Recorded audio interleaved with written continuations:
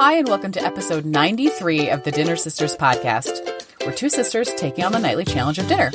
I'm Kate Schultz, living and working in Rhode Island. I'm a passionate cook and recipe collector, like always thinking about my next meal. Kate, happy holidays. Right, and happy holidays. We're in the thick of it here. So many meals Yes. right now. And I'm Betsy Wallace. I live, work, and raise a family in Atlanta, Georgia. I love dinner time, but can always use help planning and cooking. For my family of 5, I've got 3 kids. They are 5, 7, and 10. Crazy. Which I have to just buy presents for yet. So much going on. Anyway. Me too, Kate. Me too. Our goal of this podcast, we want to cook a little better, learn a little bit about food, and most importantly, figure out what the heck to have for dinner. Here's how this works. We have 3 recipes that we cooked and reviewed from popular food blogs, internet chefs, and other sources that anywhere I can find things on the internet. We'll have all the recipes, any tips we come up with, the smorgasbord, and our shopping list on the website, dinnersisters.com.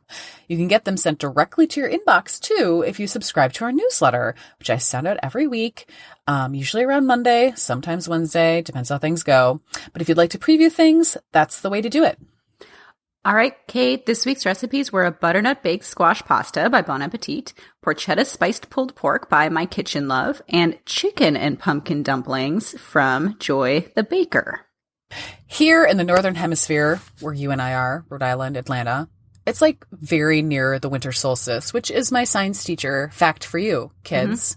Longest night of the year, right? It's coming up December 20th, maybe? Someone will correct me. But in any case, what better time to make some comfort food, cozy up to something warm, light some candles, just like have a nice, cozy meal.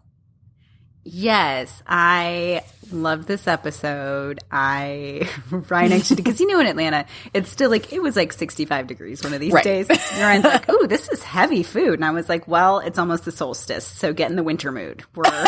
You're like, you're going to be winter moody. That's just the way it is. Yeah. We're eating in the rain. So, yes, it was just a fun time, though, to celebrate all of these great winter recipes that you do not want to make in the middle of summer. They are firmly sort of December, January recipes. So I loved it. Yeah, for sure. And the first recipe definitely falls in that category. It is a butternut squash baked pasta by Bon Appetit.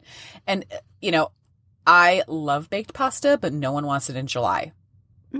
Right? So, and this one was really appealing to me because it wasn't entirely a cream sauce. So I felt like it could be something that, while it felt indulgent and certainly had a bit of cheese in there, let's be clear. It wasn't so heavy that you couldn't have it on a weeknight. If you've got the time for a pasta bake, why not make something like this? So to make it, you saute an onion with garlic and some red pepper flakes. Add in a bunch of cubed butternut squash and chicken stock, and you just simmer that until the squash is tender. And then when it's ready to go, you throw it all in a blender or, use your stick blender and blend it until smooth. And you just add in some Parmesan cheese, a little bit of salt. Meanwhile, you're cooking some rigatoni pasta until it's a little firmer than al dente, which is important in baked pasta dishes. Otherwise, things get really gluey. And all you do to make it, you just layer a little of that sauce, the butternut squash sauce, on the bottom of the baking dish, then put the pasta in, and then pour the rest of the sauce over the top. Top it with some Parmesan cheese and bake it until the dish is bubbling and the cheese is brown. And Bon Appetit has you top it with some toasted hazelnuts and fresh basil in every little bowl, which was super delicious. My kitchen smelled amazing. So, Betsy, how did this go? Kate, this was a funny one for me because the whole time I was making it, I was just like, gosh darn it, Kate, this is a lot of work. Oh, no. Because, you have to cube up that butternut squash. Those things are not the easiest to break down. That's true. And so you do that, and then you're simmering those, and you're separately making your pasta, and then you have to go back and blend up the sauce. There's no shortcuts in this one. There's no right. But you put the pasta in unbaked or something. You know what? Some of them are just like, here's the clever trick. There was no clever trick. You're just doing all the work. But, however, at the end, I did do the toasted, they said hazelnuts or walnuts, so I did toasted walnuts, and you mix it up with a little bit of olive oil and kind of put it over it with the extra Parmesan cheese. I thought this was so good. Oh, my gosh. And then I was it was worth it. thank goodness I'm doing this podcast because I would have never in my life made this. And I was actually kind of angry making it. And then I was thinking, well, I discovered a new dish. This is amazing. And I love it. So thanks. Yeah, you're welcome, I think. It was a journey. It was a journey. We all went on that journey with you just now. I mean, yeah, I'm with you. The combination of the squash, cheese, and the nuts was killer. Oh, it was so good. Oh my gosh. It's so good. Right in my wheelhouse of comfort foods. And I think the red pepper in there, flakes, if you add them, kind of makes the butternut squash not too sweet. I will say this is a good recipe, Betsy, to just buy the cubed butternut squash. Yes, there would be your clever shortcut. Right? Mm-hmm. That would save you a bunch of like just messing around. That really would. Yeah. Mm-hmm. Mm-hmm. Yeah. So I did not put the hazelnuts in oil because I was just like, I don't know. That just seems like a lot. But it's probably delicious if you do that. Mm-hmm. It was fine if you don't. I bought some fresh basil. We've got like a new, very hyper local greenhouse that's literally down the street from me. Fun. Okay. That's growing basil and butternut and butter crunch lettuce. Yum. So I'm finding that in the stores. So I got some basil from there because normally that's not in season. Like no, I would didn't not have get bought basil. it. No, but it was local and I was like, all right, I'll try it. And which was delicious. It was a bit of work for a weeknight, but it was super good. It reheated very well. This is a 4 out of 5 for me. How did your family like it? They really liked it. So I'll say everyone was kind of split on these recipes. Everyone had a different favorite, but everyone loved each one of them and we ate them all. So I had, and I'm sure someone's favorite was this one, maybe one of the girls. But I thought it was really good. And you know, it's a funny little story, Kate. I was at a holiday cookie exchange right before I made this. And we were talking, my neighbor and I were talking about, remember Jessica Seinfeld? Yes. Had the Hide Your Veggie cookbook. Yes. For toddlers. And my neighbor has a toddler and said one of her coworkers just gave her a Hide the Veggie cookbook, the cookbook. Oh my gosh. And it was such a throwback. So I was like, oh, I remember when that came out. And so I actually had Grant run some of this up to her. And I said, this is Hide Your Veggies Bon Appetit version. Yes. Yes. It kind of is, right? You're eating a lot of squash in this. So yeah. That's good. Yeah. So what was your rating on this? I'm giving this like a high 4 out of 5, almost a 5 out of 5. I think if I would have started maybe with that cubed butternut squash. Yeah. A little less squash wrangling. Yeah, but it was really good. And I will definitely make it again. Okay. So next up we have the porchetta spiced pulled pork by My Kitchen Love. For me, Betsy, I don't know if it's the same for you. Pulled pork means like barbecue sandwiches. Mm-hmm. Really? Yeah. So I was really intrigued by this recipe because I was like, oh, here's like a different little twist on it. And in case you haven't heard of porchetta before, it's like this crazy, like difficult to make or time consuming thing to make. It's an Italian style pork roast with spices in it like fennel and red pepper. And to make it, Betsy, if you had a hard time with the pasta, you take a pork loin and you season it with garlic and some citrus and the fennel, and then you wrap it in a pork belly. Oh boy. And roast it. It's a lot. It's a lot going on. Yeah. So like if you don't have to do that, I mean, it's so good, right? But it's a lot of work. And I get it at restaurants. That's about it. But this recipe kind of skips all that stuff in place of using a pressure cooker and a pork butt. So to make it, you take that pork butt and you cut slits all over it, and then you cover it with a blended together mix of garlic, fennel seeds, red pepper, a little bit of sage, some lemon zest, salt, and olive oil. And then just put it in your Instant Pot or in the slow cooker. Instant Pot takes about an hour, give or take, depending on how big your pork butt is. Same with the slow cooker, about 3 to 4 hours. When it's done, you shred it up and you toss it with a little of the cooking liquid and some lemon juice. Like, that's it, you know? So how did you like this, Betsy? I mean, I thought this was really easy to make, which was great. And we actually had this with the leftover squash pasta. Oh, yum. So that was delicious. And I thought the flavors were great, and I really liked it as an alternative to the barbecue taste.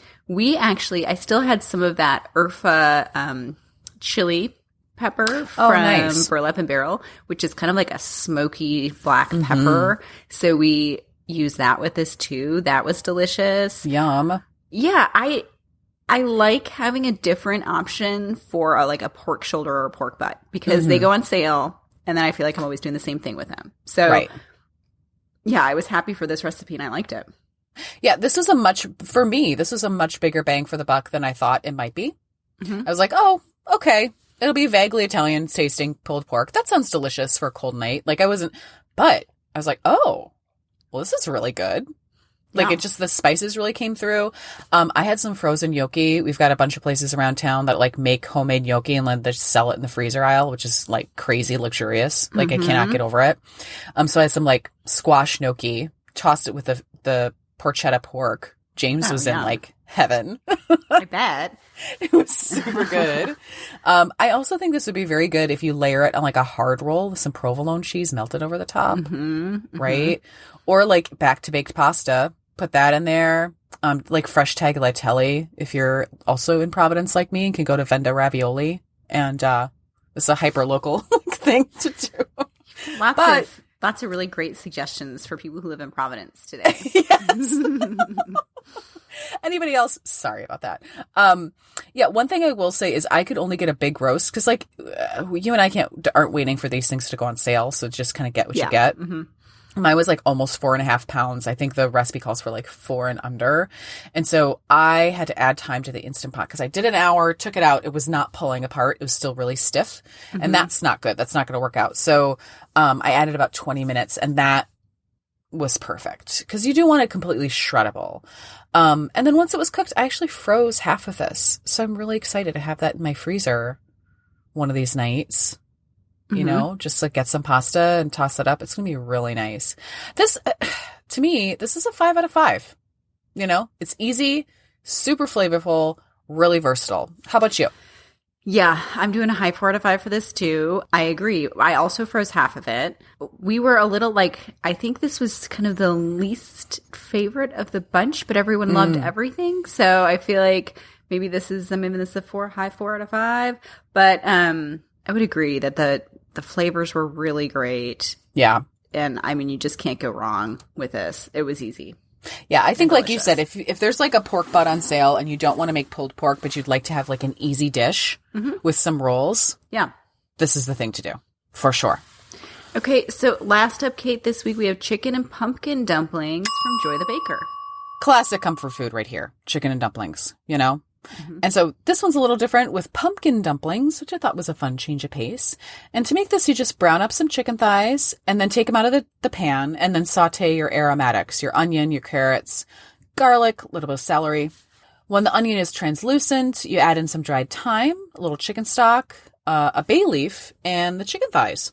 Back in there. They get simmered for about a half hour or until the vegetables are nice and tender and the chicken can shred. And then you pull out the chicken, shred it up. That's a whole nother story about my chicken, but I would honestly probably just shred it in there, you know? And then in the last 10 minutes where things are cooking, you mix up your dumplings. And that's just your basic chicken dumplings kind of thing, right? So it's more of a drop biscuit is what you're making. It's flour, baking powder, thyme, and salt. And then you work in a little butter to that. And then you mix in very quickly a beaten egg, buttermilk, and the pumpkin puree. And you're only mixing it just until you don't have dry spots. Too much mixing will make it tough. And then just dollop big tablespoons into the soup. Cover the pot and simmer for about 10 minutes until the dumplings look a little dry on top. And that's about it. This was so good. I had a very long week when I made this. And this was like, I think I heard myself like sigh as I ate it. I was like, yes. Oh, it was so comforting. So how did everyone like this, Betsy? I thought this was great. And, you know, again, we had some fans. People like chicken and dumplings. So that was really fun. I liked that there were pumpkin. Again, it was sort of like hidden veggies in there.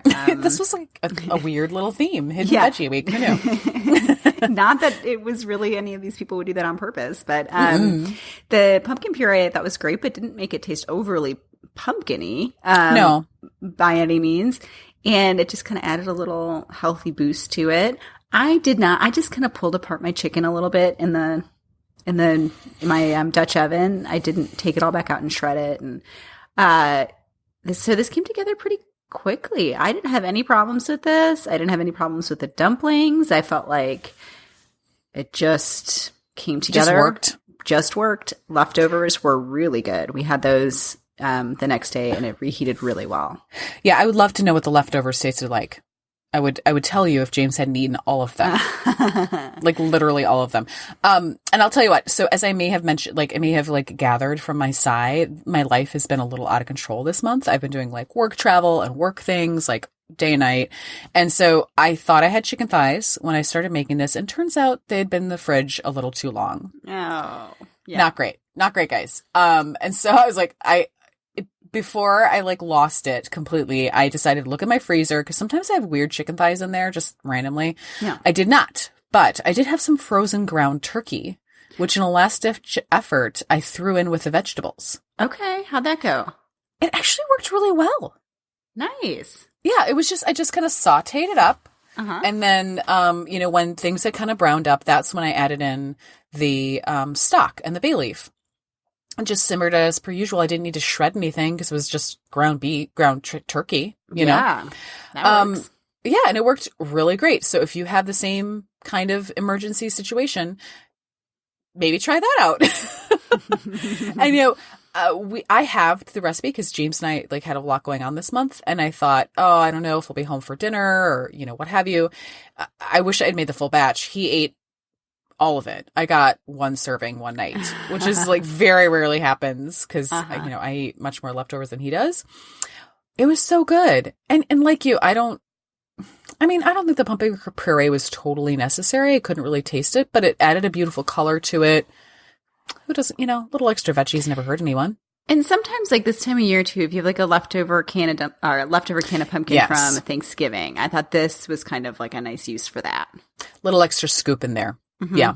Yeah. And I thought the thyme was so tasty in this. Just was a nice like herbal note. Yeah, Kate, I was noticing this week too with all of these recipes, we really used a lot of those dried herbs as opposed to the spices this week. And as you know, when we interviewed Ethan from Burlap and Barrel, he was making the distinction between herbs and spices being the seeds and herbs being like the dried leaves.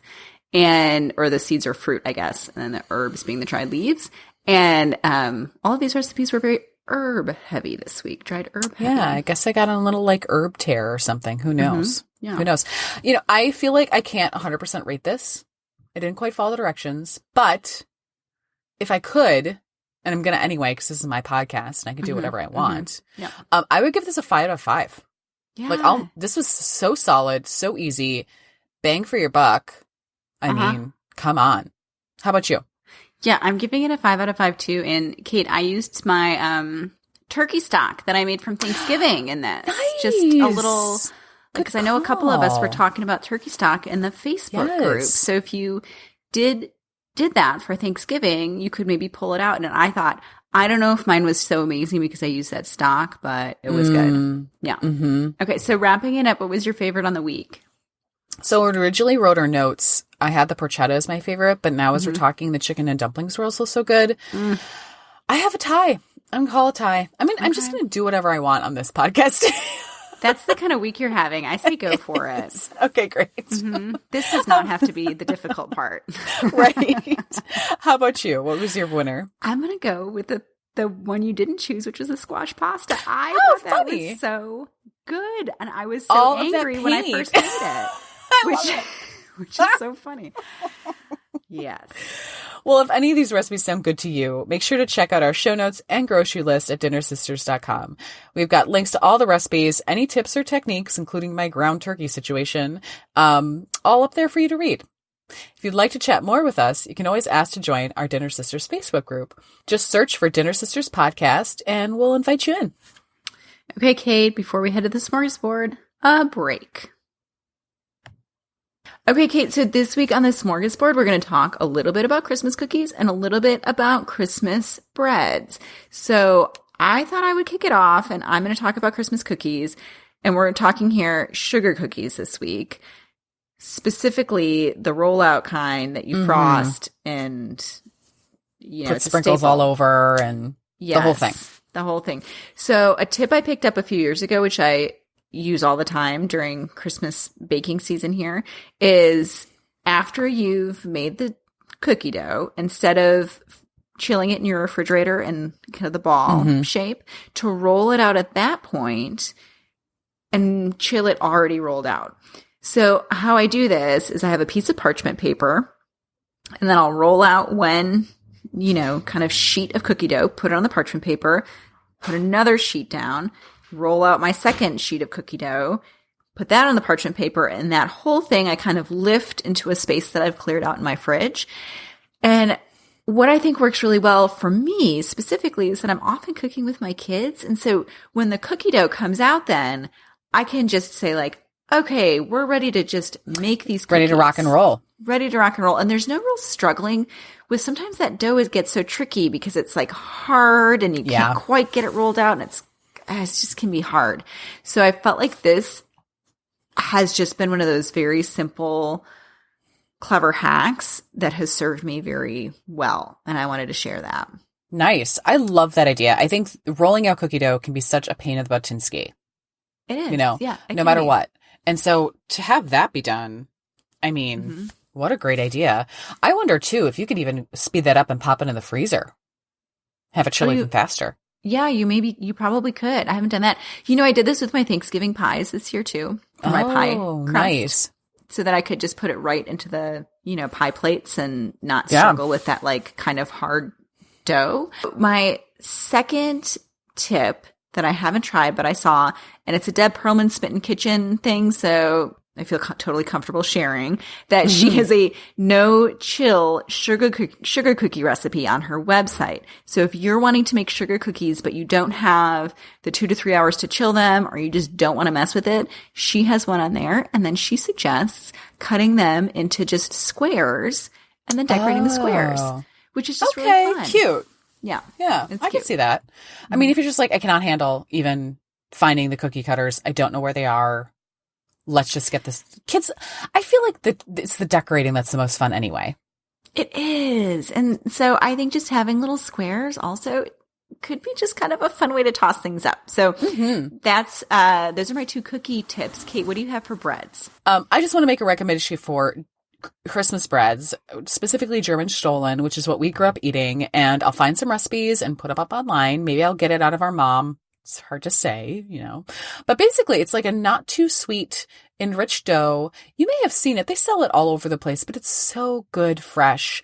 And it's got the Christmas fruits in it, and it's just delicious. And so less of a recipe and more of a plug to like have some Stollen in your life because it's so good. But the actual tip I wanted to share comes from her mom, who, if you're in Oshkosh, you can buy her delicious baked goods because she's selling them out of Lake Street Bread. And we'll maybe put a little linky-loo in there if you're curious. But she has been making cinnamon rolls lately. And so Wisconsin has some cottage what are they called? Cottage selling laws or something like that, where you can, what is it called? Cottage bakery? Yeah, you can have a cottage bakery business out of your kitchen. All right. So you can have a cottage bakery business out of your kitchen. And she's been selling bread weekly, but every so often, once a month or so, she sells cinnamon rolls, and they are selling like hotcakes. Yeah, it's been so fun to see this.